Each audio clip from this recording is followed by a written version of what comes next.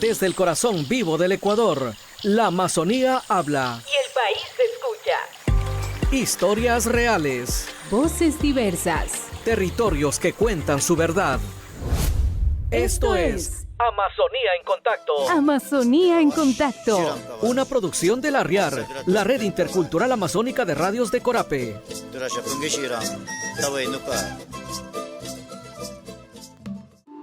¿Sabías que en una sola hectárea del Parque Nacional Yasuní existen más especies que en países enteros? Más de 100.000 especies de insectos y más de 600 especies de árboles en una sola hectárea. Así que no estamos hablando de un parque más, sino de uno de los lugares más biodiversos del planeta. Por eso, cuando la gente votó en la consulta popular del Yasuní, no estaba tomando una decisión cualquiera, estaba decidiendo sobre un ecosistema único. Entonces, es inevitable preguntarnos, ¿qué pasa cuando una decisión así no se cumple? Amigos y amigas, bienvenidos a su programa Amazonía en Contacto. Soy Nicole Mendoza y daremos respuesta a esta y otras preguntas sobre la consulta popular del Yasuní. Así que bienvenidos. Somos Amazonía. Aquí comienza un espacio de diálogo. Amigos y amigas, ¿cómo están? Damos la bienvenida también a nuestra invitada en esta ocasión, a Eugenia Novoa. ¿Qué opinas también acerca de nuestro dato curioso del día? Tenemos, esta apertura para dialogar un poco acerca de la consulta popular del Yasuní. Cuéntanos un poco, ¿qué opinas sobre este dato curioso? Bueno, primero que nada, muchas gracias por invitarme a este espacio tan importante. Las voces de la comunidad siempre creo que son las que definen la retórica de lo que termina siendo la historia del país, ¿no? Y en ese sentido, desde la veeduría, pues me corresponde un poco hablar de lo que ha sido el proceso y un poco saliéndome de ese rol jurídico de la veeduría, qué es lo que pienso de este dato curioso con el que has iniciado. Pues simplemente es real. Sí, el Parque Nacional Yasuní tiene muchas especies y no solo es un tema de las especies, sino también de las biocivilizaciones de las que no se habla. Incluso existen plantas. Entonces, considero que mucha gente en el país ignora todo lo que es el Yasuní, no solamente para el Ecuador en sí mismo, sino para la sociedad en general, en el mundo entero. Algo que yo siempre digo es que en el Yasuní están los ojos del mundo y del activismo climático global. Justamente sobre este tema, a mí me da curiosidad también conocer cuál es el papel que ustedes desempeñan, porque tú perteneces a la veeduría ciudadana. ¿Cuál es el papel que ustedes desempeñan dentro de este proceso de consulta popular? ¿Cuáles son sus actividades? ¿Cómo empieza esta observación? Bueno, la veeduría se genera como un mecanismo de control desde este órgano, poder del Estado, que es el poder de control de participación ciudadana, ¿no? Entonces existe esta figura jurídica que está regulada a través de un reglamento, que son las veedurías ciudadanas. Y las veedurías lo que buscan es verificar cómo se está cumpliendo o no la voluntad del pueblo en un proceso en particular. Entonces la veeduría inició luego de la consulta popular que se realizó en el 2023 y pues se constituyó posteriormente. Estuvimos más de un año operando, recabando información. Principalmente la veeduría se enfocó en observar a ciertas instituciones que tenían la obligación de cumplir el mandato popular y pues entre ellos estuvo Petroecuador, obviamente, en aquel momento el MATE, hoy en día ya Ministerio de Energía y Ambiente. Entonces, claro, nuestras actividades fueron en pedir información, revisar la información, pedir algunas, por ejemplo, en el caso de la veeduría, nosotros pedimos a Petroecuador que se nos apoye para hacer un examen in situ de cómo se estaba pues desarrollando las actividades petroleras en el bloque, justamente para verificar si se estaban cerrando los pozos. A nosotros como así lo presentamos y como refleja nuestro informe, se nos prohibió entrar a este territorio. Me llama mucho la atención porque ustedes como veedores deben estar presentes en todo momento de estas actividades con la intención de cerrar los pozos petroleros del bloque 43. ¿Por qué se les negó este acceso? ¿Por qué se les negó esta apertura a algo que es parte de sus competencias? Siendo jurídicamente correcta, no es que se nos aplicó una prohibición per se, pero yo digo se prohibió porque hay los actos de hecho y de derecho. En derecho, obviamente, ellos no nos podían prohibir el acceso al territorio. Sin embargo, cuando se pidió las facilidades para el acceso, se nos comentó por parte de Petroecuador que nosotros teníamos que cumplir con varios requisitos, entre ellos cumplir con vacunas, etcétera. Tienen unas normativas internas y cuando les dijimos que sí, que podíamos cumplir con estos requisitos, nos indicaron que tenía la comunidad que aceptar que nosotros ingresemos, pues no es un territorio al que puede ingresar cualquier persona y obviamente que para eso necesitaban pues que la comunidad lo apruebe. Sin embargo, esto se quedó así. Como después volvimos a insistir, nunca nos respondieron. Entonces, un poco que no hubo la voluntad de parte de Petroecuador de apoyar para que nosotros ingresemos al territorio. Y claro, todo esto está documentado y contamos también, eso se reporta en el informe de la veeduría. ¿Y cómo fue para ustedes estar también presentes en esta zona? ¿Qué fue lo que ustedes detectaron? Digamos, la idea aquí era ir, ver, observar el tema de cómo se está dando estas acciones, ¿no? Pero, ¿qué fue lo que ustedes encontraron que tal vez les llamó la atención de las acciones que tenían que ejecutar desde el gobierno? En el elemento de si fuimos o no a la zona del Yasuní, no pudimos ir porque nos pusieron trabas y obviamente... ¿Hubo así como en otras ocasiones donde ustedes pudieron acudir o no sé, tal vez... Tuvimos reuniones. Exacto. Sí, claro, ¿ya? Tuvimos reuniones con Petroecuador. Más de una ocasión, yo estuve presente en la segunda reunión, y fue justamente cuando nos comentaron este asunto de las comunidades. Después de esto ya no tuvimos más reuniones, presentábamos oficios, no se atendían nuestros oficios debidamente. Sin embargo, sí tuvimos una atención a nuestros oficios iniciales y a partir de eso pues hemos recabado la información de la veeduría. Igual, y si bien se hacía un pedido de información bastante concreto, no necesariamente la información que se entregaba reflejaba el pedido de información, sino que no se nos entregaba toda la información que solicitábamos.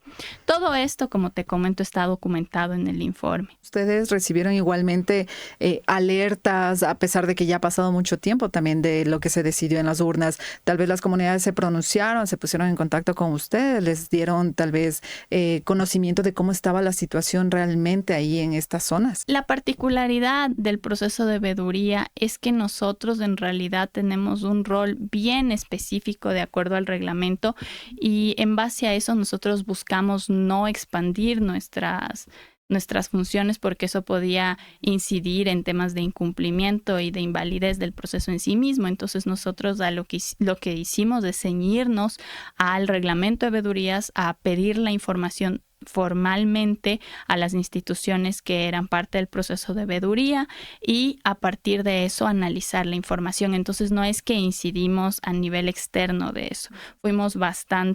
Nos cuidamos mucho en ese sentido jurídicamente para que la veeduría justamente cumpla con su rol. Ahora, algo que yo también quisiera conocer y que igualmente quienes nos escuchan y nos ven a través de nuestro canal de YouTube, yo quisiera saber ¿qué riesgos implica también que se lleve a cabo este tipo de, digamos, procesos electorales como una consulta popular, específicamente ante la decisión de cierres de pozos petroleros en un espacio tan mega diverso? ¿Qué implica, qué riesgos implicaría el hecho de que desde el gobierno, desde el Estado, no se cumpla con lo que se decidió en las urnas? Podríamos ponernos muy incluso filosóficos respecto a este tema. Pero en general algo que hay que tomar en cuenta es, el Ecuador, y creo que muchas personas no lo dimensionan así, entonces por eso lo digo, ¿no?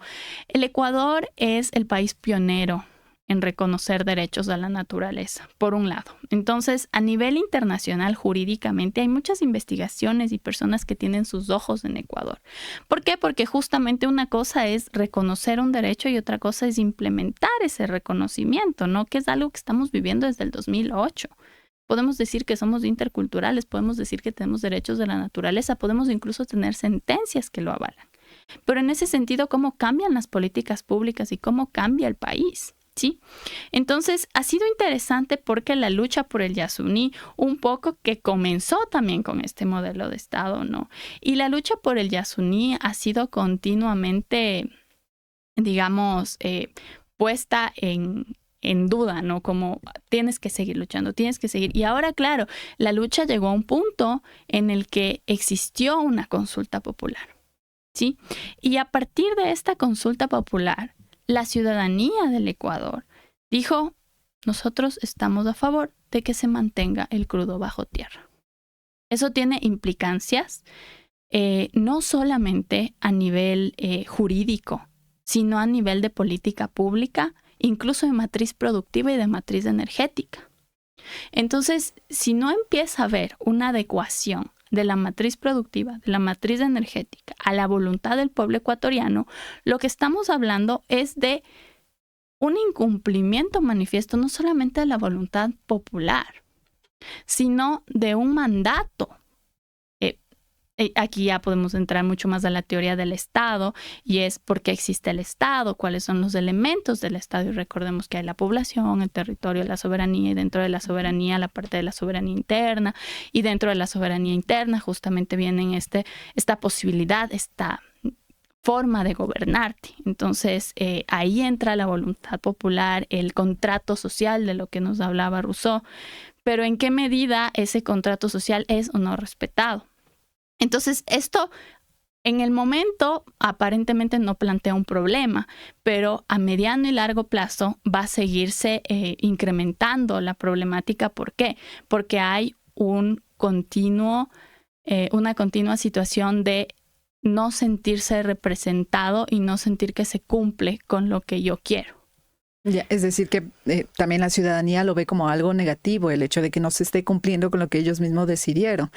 Yo digo, no, debe ser como tipo una cadena de sucesos que pueden pasar a partir de que el Estado ecuatoriano no cumple con lo que la ciudadanía está, digamos, pretende o decidió en las urnas. Algo así, como estas consecuencias que se pueden dar, ¿no? Pero más que un análisis un poco más político y social que obviamente podría existir, es estas coyunturas a nivel jurídico per se, no se está cumpliendo con los elementos constitutivos, y entre ellos pues el contrato social en sí mismo. Entonces, cuando tienes un incumplimiento, estás básicamente operando fuera de una circunstancia de lo que es el Estado como organización. Entonces, eso hace que ya empieces a dejar de vivir en un sistema como tal de derecho, porque los mecanismos de creación del derecho, las fuentes del derecho empiezan a ser no observadas, porque obviamente esto ya debió haberse convertido en ley, pues el momento en el que tienes una voluntad popular, esa voluntad popular se tiene que cumplir. Entonces, sí, obviamente hay procedimientos, no es que solamente es la voluntad popular y ya ese rato al siguiente día cierras los pozos, no, hay procedimientos que se tienen que cumplir, y esto está normado tanto en el reglamento al Código Orgánico de Ambiente como en el Código Orgánico de Ambiente y en normativa incluso previa. Ya existía el reglamento, incluso cuando tú ya pides un permiso para hacer una actividad extractivista dentro de tu plan, tiene que estar contemplado cómo cerrar el pozo, o sea, desde que inicias la actividad. Entonces, es un tema bien interesante el pensar, pero ¿por qué no se está cumpliendo? ¿Sí? Cuando en realidad la voluntad popular desde la teoría per se, incluso no solamente del Estado, sino también ya de la existencia del derecho como una herramienta que posibilita la operativización del Estado en sí misma, al no cumplirse esta voluntad, estás también dejando en una materia gris de incumplimiento en sí mismo los derechos como los de la naturaleza, por ejemplo. Entonces eso para afuera se ve muy, más que verse mal, quita la legitimidad a toda la construcción que existe, incluso cognitiva, epistemológica, de lo que son los derechos de la naturaleza. Entonces es grave.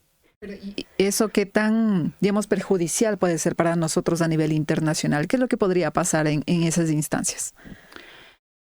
Bueno, Obviamente ya tenemos incluso un pronunciamiento de la Corte Interamericana de Derechos Humanos que se pronunció en el caso Tagader y Taromenán en el tema de los PIA, de los pueblos en aislamiento voluntario, y puntualmente se refirió al tema de la consulta popular del Yasuní, ¿no? La Corte se refirió y dijo que obviamente debía cumplirse esta consulta, no solamente porque es la voluntad ecuatoriana, sino también porque es un territorio de aislamiento voluntario. Recordemos que la zona ITT fue un tema que se constituyó muchos años atrás, entonces no, el tema del Yasuní no es un tema novedoso para el país. Sí. Yeah. Entonces, pero a nivel jurídico ya hay un tema de, ya no, se empieza esta búsqueda de no cumplir con este tipo de voluntades populares que están dentro de un preámbulo, no un preámbulo, sino un texto per se constitucional, una carta magna que sostiene al Estado. Lo que hace es un poco menoscabar esa carta magna. Entonces deja en un poco a nivel de comunidad internacional, sí, puedes tener pronunciamientos de corte, pero más que eso, ¿qué tipo de legitimidad comienza a tener el Estado, tanto para afuera como para adentro? Por eso yo te hablaba de la soberanía. Empieza a menoscabarse esa soberanía en temas tan importantes y con una votación tan alta, porque no estamos hablando de un porcentaje mínimo. Estamos hablando de un porcentaje alto de población ecuatoriana que no solamente votó en el caso del Yasuní, sino que se ha seguido reiterando en que quiere conservar la naturaleza y eso está dentro de su Carta Magna. Eso también, el alto porcentaje que se tuvo de las votaciones dentro de la consulta popular, nos refleja también este interés que tiene la ciudadanía de proteger sus recursos naturales. ¿Cómo ves tú también, por ejemplo, existen otros casos, y ahorita me llega a la mente el caso de los mecheros, por ejemplo, donde también pues ya existe este espacio jurídico en donde se dispuso el cierre, la desmantelación de los mecheros en estas zonas de la Amazonía y hasta el día de hoy no se cumple en su totalidad, tal cual como se lo ha, exigido a las diferentes, empresas que están involucradas. Sobre esto también, ¿qué nos dice exactamente de cómo está actuando el gobierno? ¿Existen intereses de por medio, intereses privados, personales? ¿Cómo se ve también el panorama para nosotros, por ejemplo? Bueno, lo que es importante antes de responderte y solamente para hacer una acotación, ahora que yo te estoy dando esta entrevista, ya no lo hago en el contexto de veedora, ¿no? Porque la veeduría se cerró. Nosotros ya presentamos los resultados y ya cumplimos con todo ese proceso. Entonces, como persona, como académica, te puedo responder este tipo de pregunta porque obviamente no quisiera que se confundan los roles, ¿no? Exacto. ¿Ya? Entonces, en este contexto, lo que te digo no es solamente el caso Mecheros, no es solamente... Hay varios casos en este momento, al menos el tema minero también está generando muchas problemáticas en el Ecuador.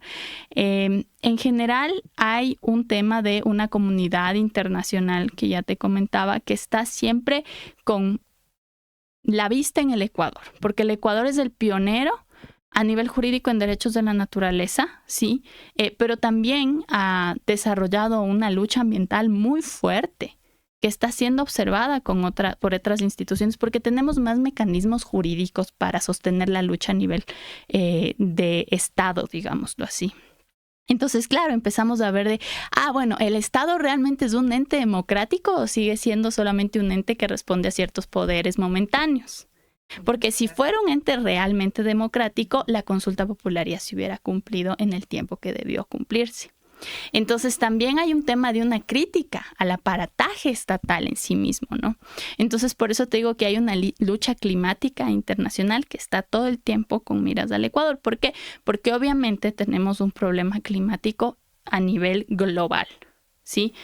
Hay recién hace algunos meses se reunieron en este sentido y se discutía. Obviamente ya había el compromiso de los estados partes dentro de la conferencia de las partes de la COP que los estados no deberían sobrepasar el 1.5 de emisiones, ¿no? Y esto pues se sabe que se sigue sobrepasando, que ya se sobrepasó incluso. Entonces esto marca a que en el 2050 vamos a tener un contexto global bastante malo, en el que no vamos a tener agua, por ejemplo, en el que vamos a tener un tema de, en sí la matriz productiva como ahora la concebimos, tal vez ya no vaya a poder operar en ese momento por el tipo de de erosión de la tierra que va a existir. Entonces, es muy grave a nivel científico hablar de estos temas y por eso hay tantos movimientos científicos que están protegiendo la naturaleza, no solamente en el Ecuador, sino a nivel mundial.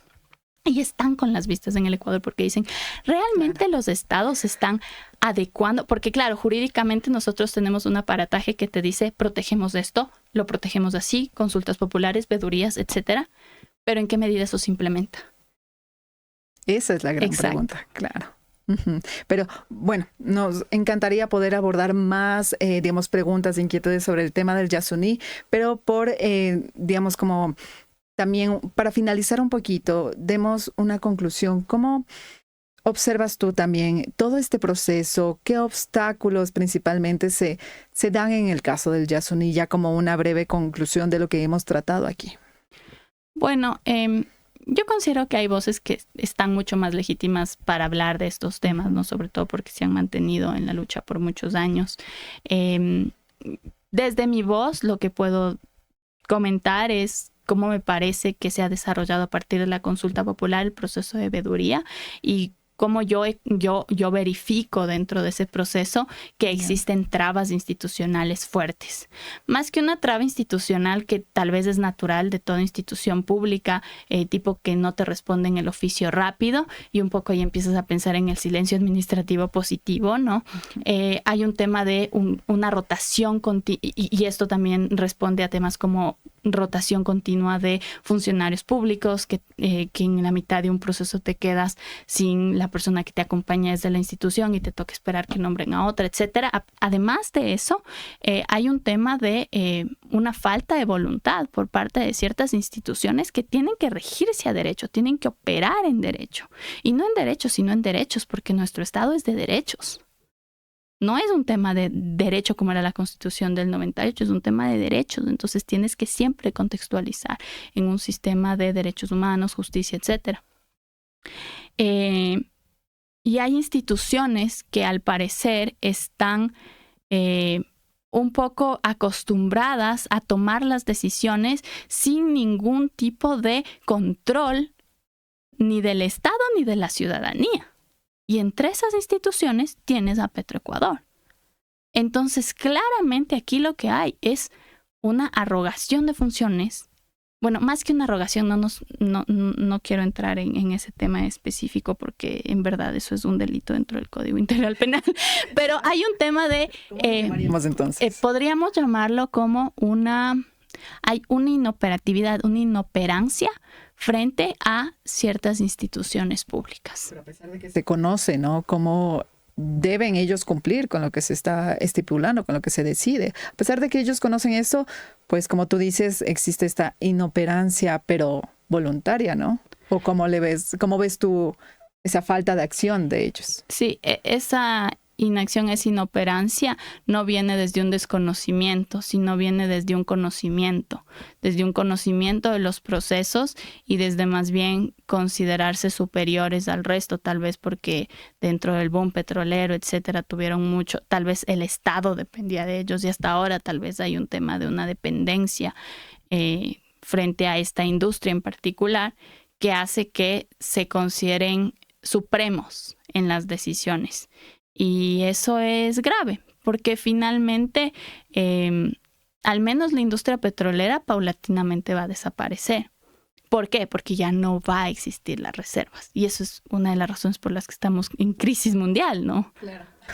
Es lo que no solo pasa aquí, sino ya se está dando en otros países también.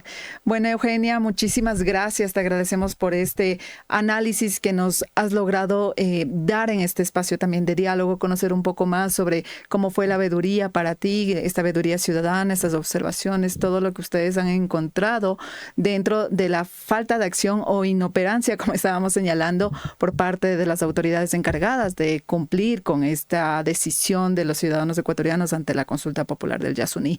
Así que muchas gracias, te agradecemos mucho, amigos y amigas, y despidiendo a nuestra invitada del día de hoy, Eugenia Noboa, nos vamos a una pausa, pero no se despeguen de nuestro canal, porque al volver les informaremos sobre las noticias más destacadas de nuestra Amazonía ecuatoriana. Ya regresamos. Inicio de espacio publicitario.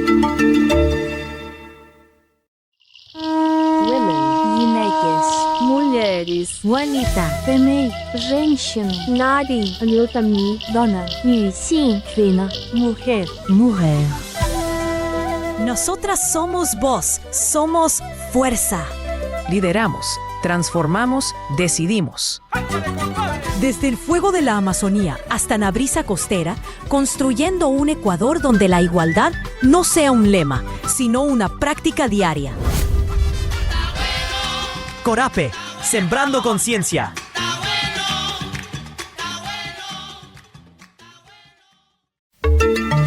Fin de espacio publicitario.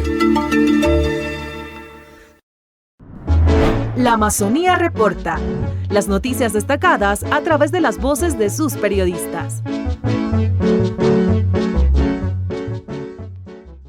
Ya estamos de regreso, amigos y amigas, para escuchar los siguientes reportes desde nuestra Amazonía ecuatoriana. Vamos a escuchar adelante las noticias. Me encuentro acá en la estación Shuara de la parroquia Pacayaco. A mis espaldas ustedes ven las instalaciones de esta estación petrolera que está ubicada en la parroquia Pacayaco, cantón Lago Agrio, provincia de Sucumbíos. Al interior de esta estación se reportó un derrame de petróleo, donde la comunidad levanta su voz y reclama sus derechos. Ahí estamos para contarles lo que está pasando. Víctor, me creo que agradecer por la visita y al mismo tiempo denunciar los daños y perjuicios que hace este derrame provocado por Petro. Un descuido, me creo que de los encargados que pasan aquí de la plataforma de Shuara 2.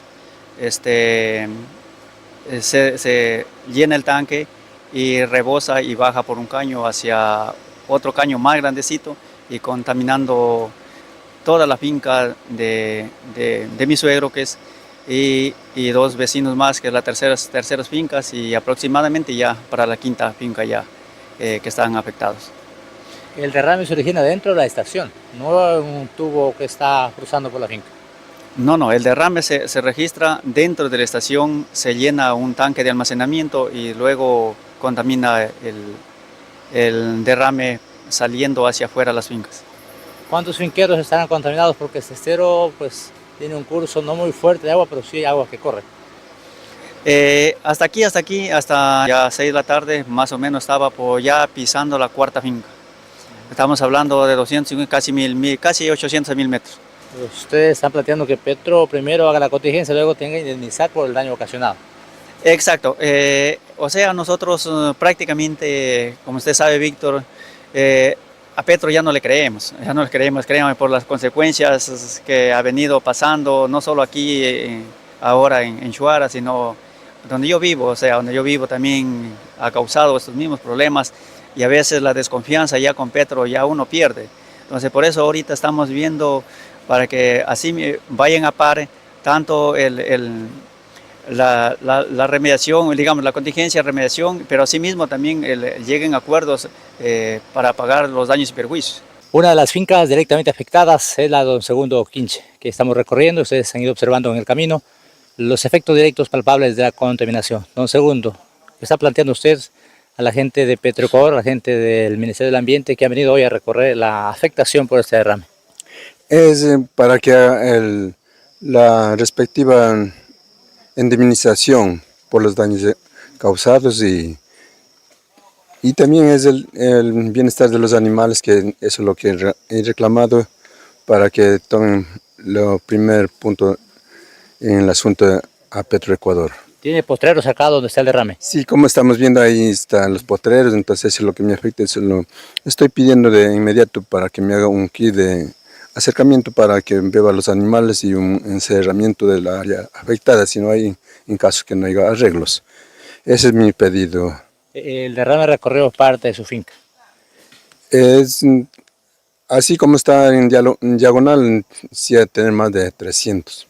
Y ahí es la finca de 250. Con esta imagen que evidencia pues, la magnitud de este derrame acá en Shuara, del parroquia Pacayaco, que ha recorrido fincas acá de este sector, que ya hemos escuchado testimonios de los afectados, vamos cerrando nuestro reporte en la cobertura acá en el lugar de los hechos.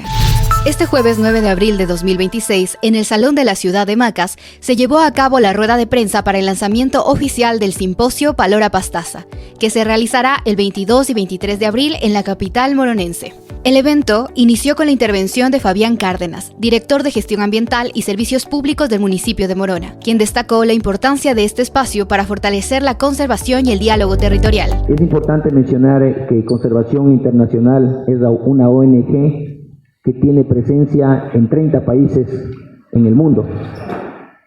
Hay una iniciativa que se está implementando en Palora y Pastaza y también parte de la provincia de Morona, Santiago, que es la creación de un corredor de conectividad que conecta el Parque Nacional Sangay con los territorios Shuar, Achuar y Quichua de la provincia de Pastaza.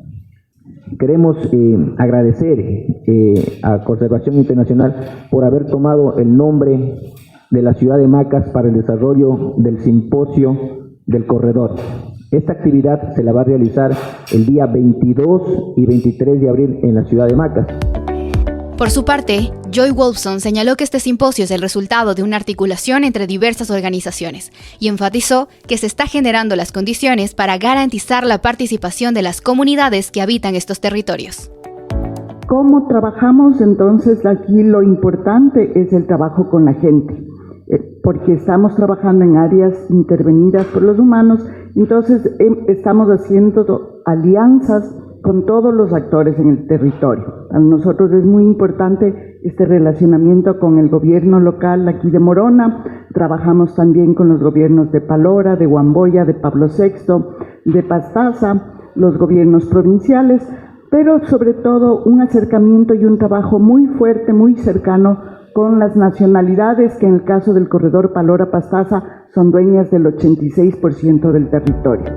Finalmente, el alcalde del Cantón Morona, Magíster Francisco Andramuño, extendió la invitación a la ciudadanía a ser parte de este encuentro clave para la Amazonía. El corredor Palora-Pastaza, con una extensión de más de 316.000 hectáreas, conecta el Parque Nacional Sangay con territorios ancestrales de los pueblos Shuar, Achuar y Quichua. Este espacio vital permite el tránsito de especies como jaguares, tapires amazónicos y monos lanudos, que dependen de estos corredores para sobrevivir. Un encuentro que pone en el centro la vida, el territorio y su cuidado. Desde Radio Voz de Lupano, Jocelyn Ayuy, Corape informa. Y con nuestras noticias de esta semana nos despedimos, amigos y amigas, sin antes agradecerles por escuchar las historias de nuestra gente, de aquellos que viven en nuestra Amazonía ecuatoriana y de aquellos que luchan para protegerla. Recuerden seguirnos a través de las redes sociales y los esperamos como todos los miércoles en su programa Amazonía en Contacto. Esto fue Amazonía en Contacto. Amazonía en Contacto. Un espacio donde las voces de nuestras comunidades no solo se escuchan, se comprenden. Una producción de la RIAR, la Red Intercultural Amazónica de Radios de Corape. Una producción de Corape. Derechos reservados.